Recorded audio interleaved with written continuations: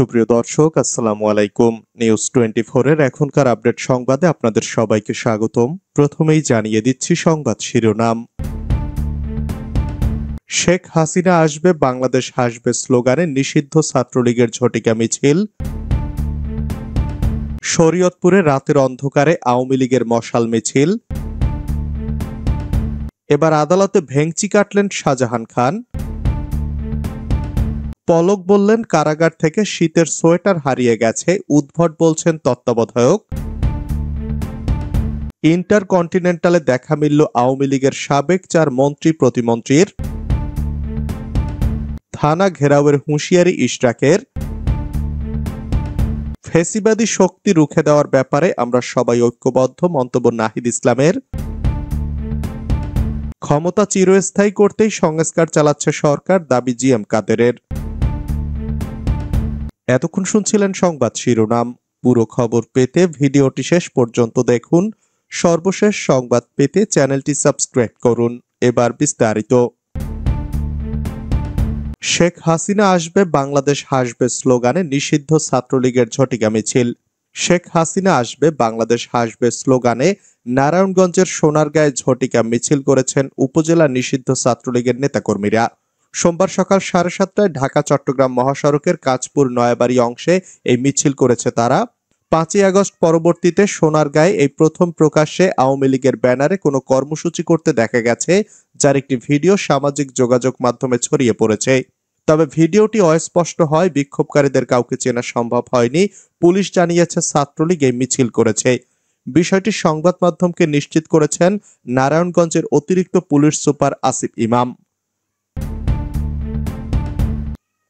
শরীয়তপুরে রাতের অন্ধকারে আওয়ামী লীগের মশাল মিছিল। শরীয়তপুরে রাতের অন্ধকারে মিছিল করেছেন আওয়ামী লীগের নেতাকর্মীরা।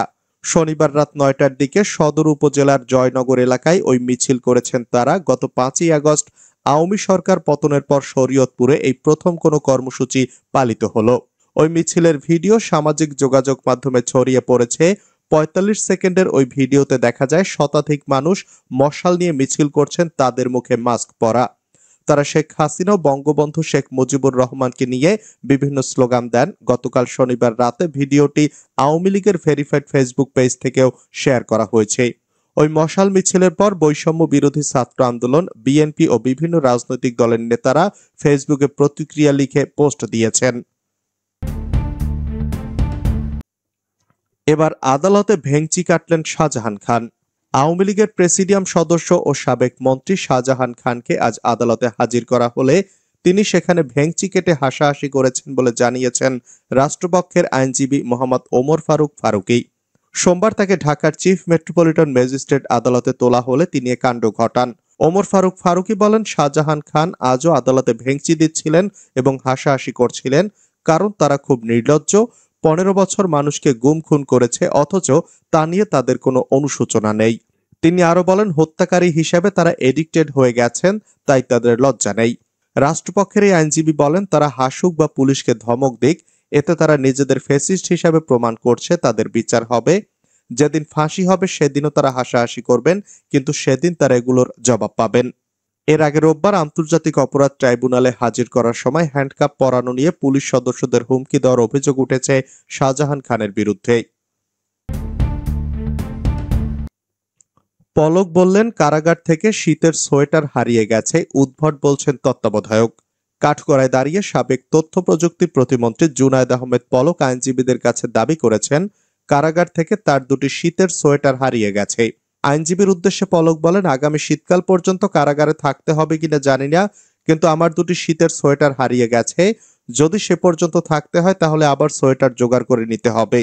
কাশীপুর হাই সিকিউরিটি কারাগারের তত্ত্বাবধায়ক ও ঢাকার মহানগর দায়রা জজ আদালতের প্রধান পাবলিক প্রসিকিউটর বলছেন, জুনায়েদ আহমেদ পলকের এসব কথা একেবারেই ভিত্তিহীন। তিনি আলোচনায় থাকার জন্য এসব বানোয়াট কথা বলছেন। বিভিন্ন হত্যা মামলায় আজ সাবেক আইনমন্ত্রী আনিসুল হক, আওয়ামী লীগ নেতা আমির হোসেন আমু, শাহজাহান খান, কামাল আহমেদ মজুমদার, জুনায়েদ আহমেদ পলক, তুরিন আফরোজকে গ্রেপ্তার দেখানো হয়েছে। শুনানি শেষ হলে পলকের আইনজীবী ফারজানা ইয়াসমিন বলেন, তার মক্কেল কাঠগড়ায় দাঁড়িয়ে তাকে জানিয়েছেন তার শীতের 2টি সোয়েটার কারাগার থেকে হারিয়ে গেছে। সকাল 10টা 20 মিনিটের দিকে জুনায়েদ আহমেদ পলককে যখন ঢাকার চিফ মেট্রোপলিটন ম্যাজিস্ট্রেট আদালতের বারান্দায় আনা হয়, তখন একজন সংবাদকর্মী তার কাছে জানতে চান, পলক ভাই, আপনি আন্তর্জাতিক অপরাধ ট্রাইব্যুনালে গতকাল 2 হাত এক করে কি বোঝাতে চেয়েছেন? এ সময় পলক হেসে ঘাড় দুদিকে ঘুরান। কাঠগড়ায় নেওয়ার পর পলকের হেলমেট ও এক হাতের হাতকড়া খুলে দেওয়া হয়। পলকের ডান পাশে কাঠগড়ায় দাঁড়িয়েছিলেন সাবেক আইনমন্ত্রী আনিসুল হক। তার ডান হাতে পরানো ছিল হাতকড়া। এ সময় পলক তার দুজন আইনজীবীর সঙ্গে কথা বলতে শুরু করেন। ইন্টারকন্টিনেন্টালে দেখা মিলল আওয়ামী লীগের সাবেক 4 মন্ত্রী প্রতিমন্ত্রীর। যুক্তরাজ্যের লন্ডনে আওয়ামী লীগ সাধারণ সম্পাদক সৈয়দ সাজিদুর রহমান ফারুকের ছেলের বিয়েতে একসঙ্গে দেখা গেল আওয়ামী লীগের সাবেক 4 মন্ত্রী ও প্রতিমন্ত্রীকে। রোববার স্থানীয় সময় বিকেলে লন্ডনের ওটু এলাকার ইন্টারকন্টিনেন্টাল হোটেলে অনুষ্ঠিত হয় এ বিয়ের অনুষ্ঠান। অনুষ্ঠানে উপস্থিত ছিলেন আওয়ামী লীগের যুগ্ম সাধারণ সম্পাদক ও সাবেক পররাষ্ট্রমন্ত্রী ডক্টর হাসান মাহমুদ, সভাপতি মণ্ডলীর সদস্য ও সাবেক মৎস্য ও প্রাণী সম্পদ মন্ত্রী আব্দুর রহমান, সাংগঠনিক সম্পাদক ও সাবেক নৌ পরিবহন প্রতিমন্ত্রী খালিদ মাহমুদ চৌধুরী এবং সিলেট জেলা আওয়ামী লীগের সভাপতি ও সাবেক প্রবাসী কল্যাণ প্রতিমন্ত্রী শফিকুর রহমান চৌধুরী। এছাড়া উপস্থিত ছিলেন সিলেট 3 আসনের সাবেক সংসদ সদস্য হাবিবুর রহমান হাবিব। গত বছরের 5ই আগস্ট দেশের ছাত্র জনতার গণ অভ্যুত্থানে ক্ষমতা হারায় আওয়ামী লীগ সরকার। এরপর থেকে সাবেক মন্ত্রী প্রতিমন্ত্রীদের একসঙ্গে প্রকাশ্যে দেখা না গেলেও এই প্রথম লন্ডনে এক অনুষ্ঠানে একত্রে অংশ নিতে দেখা গেল তাদের।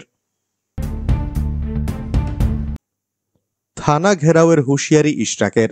প্রাইম এশিয়া ইউনিভার্সিটির ছাত্র পারভেজ হত্যা মামলার প্রকৃত অপরাধীদের গ্রেপ্তারে প্রশাসনের প্রতি কড়া বার্তা দিয়েছেন ঢাকা মহানগর দক্ষিণ বিএনপির সিনিয়র নেতা ইঞ্জিনিয়ার ইশরাক হোসেন। সোমবার নিজের ভেরিফাইড ফেসবুকে এক পোস্টে এ হুঁশিয়ারি দেন তিনি। পোস্টে তিনি লেখেন, প্রাইম এশিয়া ইউনিভার্সিটির ছাত্র পারভেজ হত্যাকাণ্ডের ঘটনায় প্রকৃত দোষীদের প্রত্যেককে অবিলম্বে গ্রেপ্তার করতে হবে। অনেকেই গ্রেপ্তার হয়েছে, আরো কেউ বাকি থাকলে তাদেরকেও ধরতে হবে। যদি শুনি কেউ বা কারা বা কোথাও থেকে প্রশাসনকে বাধাগ্রস্ত করা হচ্ছে, তাহলে ঢাকার জনগণকে সঙ্গে নিয়ে থানা ঘেরাও দেওয়া হবে। ফ্যাসিবাদী শক্তি রুখে দেওয়ার ব্যাপারে আমরা সবাই ঐক্যবদ্ধ, মন্তব্য নাহিদ ইসলামের। জাতীয় নাগরিক পার্টির আহ্বায়ক নাহিদ ইসলাম বলেছেন, বাংলাদেশে এখন গণতান্ত্রিক পরিবেশ বিরাজ করছে, সবাই সবার মত প্রকাশ করতে পারছি, তবে কোনোভাবেই ফ্যাসিবাদী শক্তিকে প্রবেশ করতে দেব না, সে ব্যাপারে আমরা সবাই ঐক্যবদ্ধ।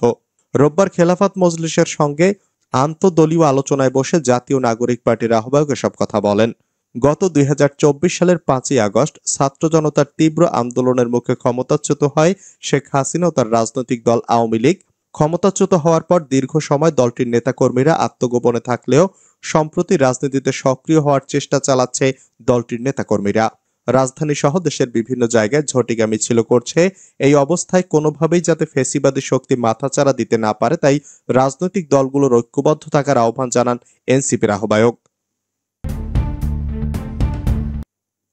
ক্ষমতা চিরস্থায়ী করতেই সংস্কার চালাচ্ছে সরকার, মন্তব্য জিএম কাদেরের।